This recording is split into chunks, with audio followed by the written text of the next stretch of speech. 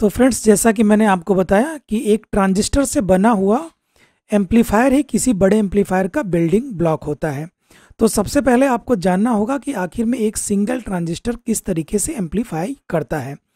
तो इसके लिए हम देखेंगे कि एक ट्रांजिस्टर को कॉमन इमीटर एम्पलीफायर की तरह किस तरीके से इम्प्लीमेंट किया जाता है। इस चीज़ को आप अच्छे से समझ जाएंगे तो आपको आगे एम्पलीफायर की वर्किंग समझने में और डिज़ाइनिंग समझने में काफ़ी ज़्यादा मदद मिलेगी।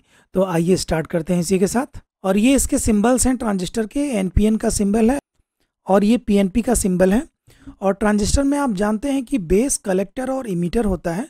तो जो एरो वाला हिस्सा होता है इसे हम इमीटर बोलते हैं और बेस यहाँ पे होता है, कलेक्टर ये है। इसी तरीके से पीएनपी में भी बेस, इमीटर और कलेक्टर होता है। सबसे पहले तो एक बहुत सिंपल सी चीज़ बता देता हूँ। लोग काफ़ी कंफ्यूज रहते हैं कि अगर एनपीएन ट्रांजिस्टर है तो उसके कलेक्टर पर हम पॉजिटिव सप्लाई देते हैं और इमीटर पर निगेटिव सप्लाई देते हैं। और इसी के अपोजिट अगर हमारा पीएनपी ट्रांजिस्टर है तो इसके इमीटर पर हम पॉजिटिव सप्लाई देते हैं और कलेक्टर पर हम निगेटिव सप्लाई देते हैं। तो दोस्तों, ट्रांजिस्टर को काम करने के लिए बहुत सारे पैरामीटर्स होते हैं। तो सारे पैरामीटर तो मैं यहाँ पर नहीं डिस्कस कर पाऊंगा, लेकिन फिर भी मैं एक आपको आइडिया दे देता हूँ। हर ट्रांजिस्टर को ऑपरेट करने के लिए उसको एक पर्टिकुलर ऑपरेटिंग कंडीशंस हमको देनी पड़ती है। यानी कि इस ट्रांजिस्टर की वर्किंग वोल्टेज क्या है, तो उतनी वोल्टेज हम कलेक्टर से देंगे। इसकी बेस को कितनी करंट चाहिए, कितना आउटपुट करंट हमें इससे लेना है, कितनी फ्रीक्वेंसी के बीच में हमें इससे काम लेना है, इसके अलावा इसका गेन कितना है और उस गेन में से कितना गेन हमें यूटिलाइज करना है। तो कुल मिला के ट्रांजिस्टर की बायसिंग का मतलब ये होता है कि इस ट्रांजिस्टर को हमें एक ऐसे पोजीशन में रखना है जिस पोजीशन में ये अच्छे से काम कर सके। आप जानते हैं कि ट्रांजिस्टर को एम्पलीफायर के तौर पर हम कई सारे कॉन्फ़िगरेशन में यूज़ कर सकते हैं, जैसे कि common ammeter amplifier, common base amplifier. तो हमारा जो पावर एम्पलीफायर है उसमें हम कॉमन एमीटर कॉन्फ़िगरेशन का ज़्यादा यूज़ करते हैं। तो देखिए, एनपीएन ट्रांजिस्टर में मैंने आपको बताया कि कलेक्टर से पॉजिटिव सप्लाई आएगी जो कि इमीटर की तरफ चली जाएगी, और कितनी जाएगी ये डिपेंड करता है हमारे बेस पर। और यहाँ पर मैं आपको बता दूं, जो बेस में करंट दी जाती है, अगर इसको हम आई बी बोलें,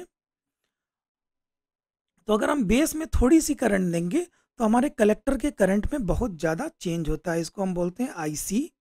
और ये आईसी और आईबी का जो रेशियो है, यानी कि आईसी बोल दें और आईबी बोल दें, इसी को हम बीटा बोलते हैं। यानी कि ये ट्रांजिस्टर का गेन कितना होता है। ट्रांजिस्टर हमारा कुछ इस तरीके से एम्पलीफाई करता है कि उसके बेस पर हम बहुत हल्की सी करंट या वोल्टेज देते हैं, तो वो करंट या वोल्टेज कलेक्टर पे बहुत ज़्यादा एम्पलीफाई होके मिलती है। और कितनी एम्पलीफाई होके मिलती है वो डिपेंड करता है कि हमारे ट्रांजिस्टर की बीटा वैल्यू कितनी है। अलग अलग टाइप के ट्रांजिस्टर्स का बीटा अलग अलग होता है। ये मैन्युफैक्चरिंग पे डिपेंड करता है और किस तरीके से ट्रांजिस्टर को डिज़ाइन किया गया है इस पर डिपेंड करता है। तो यहाँ पर कलेक्टर पे हम पॉजिटिव सप्लाई देंगे। देखिए, यहाँ से सप्लाई हमारी आ रही है, तो एक रेजिस्टेंस मैंने लगा दिया, रेजिस्टेंस के थ्रू दे दिया। इसको हम बोलते हैं RL, यानी लोडिंग रेजिस्टेंस, ये हमारा हो गया। और इमीटर एक्चुअली हम डायरेक्टली जोड़ते हैं शुरू में, तो यहाँ पर एक बहुत अच्छी चीज़ आती है, इसलिए मैं डायरेक्टली जोड़ता हूँ। देखिए, मीटर को मैंने जोड़ दिया। एग्जाम्पल के लिए अगर हम मान लें कि इस ट्रांजिस्टर का बीटा 200 है, इसका मतलब है कि बेस पर अगर हमें 1 मिली एम्पियर की करंट देते हैं तो कलेक्टर पे हमें 200 मिली एम्पियर की करंट मिलेगी। तो मान लीजिए कि एक ट्रांजिस्टर है तो इसका बीटा कुछ भी हो सकता है, 2 से लेके 200 तक। सपोज कीजिए कि इस रेंज में है। हमें कुछ ऐसा अरेंजमेंट करना है कि इसके बीच की हमें एक वैल्यू मिल जाए। सपोज कीजिए कि हमें 40 बीटा चाहिए, यानी कि हमें ऐसा अरेंजमेंट वोल्टेज का करना है कि हमेशा इस ट्रांजिस्टर से 40 बीटा हमें 40 टाइम्स का एम्पलीफिकेशन मिले। और इन्हीं सब अरेंजमेंट के लिए बायसिंग की जाती है, क्योंकि अगर बीटा हमारा इस 200 के बाहर निकल गया, हमने अच्छे से बायसिंग नहीं की, तो हमारी आवाज़ फट जाएगी, ऑडियो में डिस्टॉर्शन आ जाएगा। और बीटा अगर हमने ऐसी बायसिंग की कि 20 के नीचे हमारा बीटा है, तो ये ट्रांजिस्टर फिर प्रॉपरली उसको एम्पलीफाई नहीं कर पाएगा। तो ट्रांजिस्टर बायसिंग का होल सोल टारगेट यही होता है कि किसी ट्रांजिस्टर का बीटा एक रेंज में रखा जाए, वो रेंज जो हमें रिक्वायर्ड है। तो यहाँ पर जो बेस है उसको हम पॉजिटिव से एक रेजिस्टेंस से जोड़ते हैं और आपकी नेगेटिव से एक रेजिस्टेंस से जोड़ते हैं। तो इसको मान लीजिए R1, इसको मान लीजिए R2। आप जानते हैं कि किसी ट्रांजिस्टर को ऑपरेट करने के लिए 0.6 वोल्ट मिनिमम चाहिए होता है बेस पर। तो इस R1 और R2 का ये काम है कि इस ट्रांजिस्टर के बेस पर 0.6 वोल्ट या उससे ज़्यादा हमेशा बनाए रखे, ताकि जो भी इनपुट हमारा यहाँ पर आए, यहाँ पर इनपुट हमारा आ गया देखिए, तो अगर हमारा इनपुट 0.6 वोल्ट से कम होता बिना इस बायसिंग ट्रांजिस्टर के, तो ये ट्रांजिस्टर हमारा काम ही नहीं करता। इसलिए हमने 0.6 वोल्ट जो है यहाँ पर ऑलरेडी इन बायस रेजिस्टेंस के थ्रू दे दिया है। इन सभी की वैल्यू निकालने के प्रॉपर फार्मूलाज होते हैं जो कि आपके ट्रांजिस्टर के बीटा और अदर चीज़ पे डिपेंड करते हैं। इसके लिए जो जानकार लोग हैं, जो इंजीनियरिंग के स्टूडेंट हैं या डिप्लोमा वगैरह के, वो इन सब चीज़ों को जानते होंगे। और कॉमन इमीटर एम्पलीफायर का अगर एनालिसिस आप गूगल में सर्च करेंगे तो आपको काफ़ी अच्छा एनालिसिस मिल जाएगा कि किस तरीके से इन रेजिस्टेंस की वैल्यूज़ डिसाइड की जाती है। अभी इस कंडीशन में जो आप इनपुट देंगे वो बहुत कम होगा। सपोज कीजिए कि इस तरीके का कुछ इनपुट दे रहे हैं, तो आउटपुट यहाँ कलेक्टर से निकलता है, वो आपका कुछ इस तरीके से एम्पलीफाई होके निकलेगा। ये वेव सेम रहेगी, मैंने गलत बना दिया है।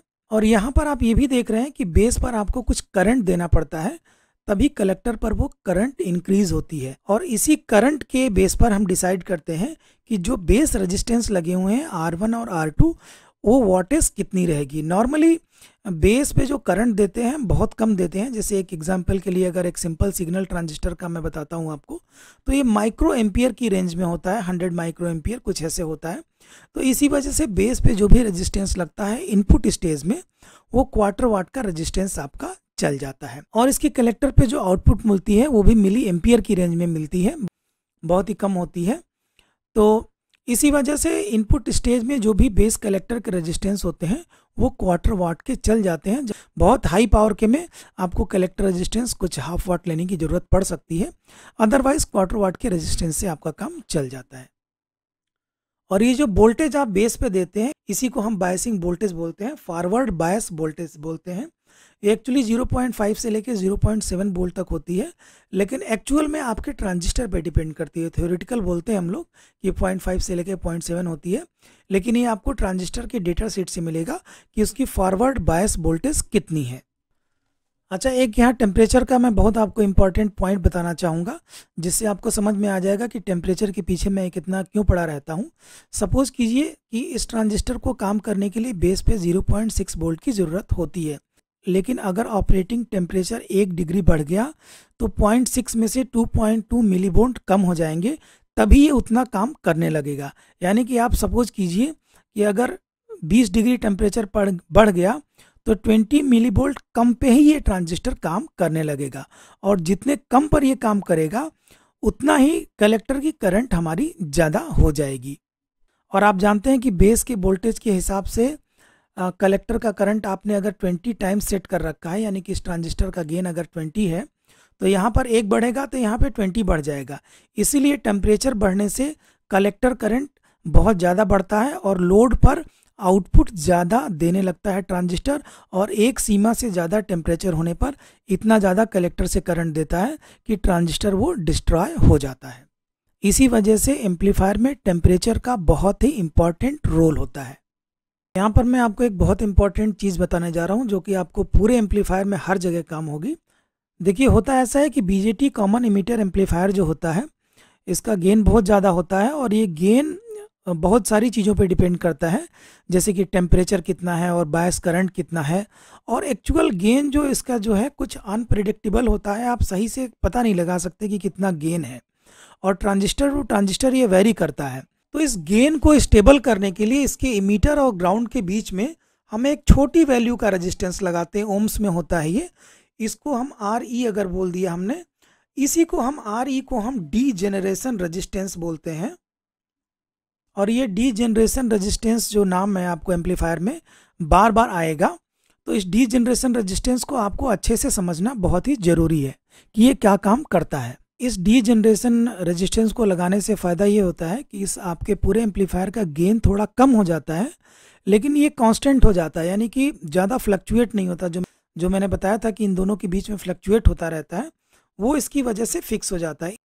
आगे के एम्पलीफायर सर्किट्स में आप कॉमन इमीटर ट्रांजिस्टर एम्पलीफायर का इम्प्लीमेंटेशन देखेंगे, वहाँ देखेंगे कि डी जनरेशन रेजिस्टेंस बहुत ज़्यादा यूज़ की जाती है। क्योंकि इसको लगाने से हमारा सर्किट स्टेबल हो जाता है। तो कुछ चीज़ें तो आपको पता चल गई होंगी, base resistance, collector load resistance, degeneration resistance, और ये कैपेसिटर जो कि इनपुट पे लगा है ये इनपुट कपलिंग कैपेसिटर है। और इसी तरीके से इस ट्रांजिस्टर के कलेक्टर पर एक कैपेसिटर लग जाएगा जिसे हम आउटपुट कपलिंग कैपेसिटर बोलते हैं। और दोस्तों अब आ जाते हैं हम एम्पलीफायर के इनपुट सेक्शन पर। तो ये जो सर्किट आप देख रहे हैं इसी को हम बोलते हैं सिंगलटन एम्पलीफायर या सिंगल इनपुट स्टेज। और इस तरह का इनपुट स्टेज आपको बहुत कम एम्पलीफायर्स में आजकल देखने को मिलेगा। जैसे कि ये सर्किट मैं आपको दिखा रहा हूँ, ये एक फिलिप्स का बहुत ही फेमस सर्किट है, आज भी कई लोग यूज़ करते हैं। सिंगल इनपुट स्टेज इस तरह के एम्पलीफायर में यूज़ होती है, लेकिन इस इनपुट स्टेज में कुछ कमियां हैं।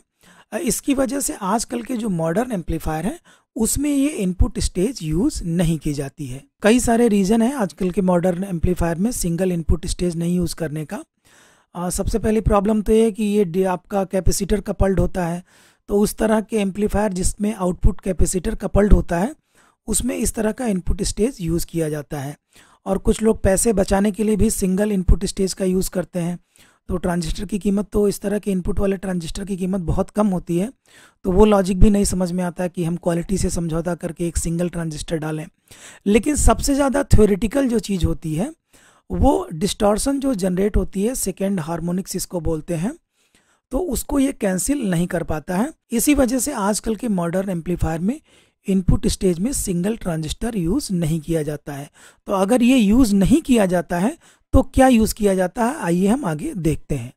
तो इस सीरीज़ के नेक्स्ट वीडियो यानी कि पार्ट 3 में कि एक मॉडर्न एम्पलीफायर का इनपुट सेक्शन किस तरीके का होता है, किस तरीके से काम करता है और किस तरीके की उसकी डिज़ाइन होती है, ये सारी चीज़ें हम समझेंगे।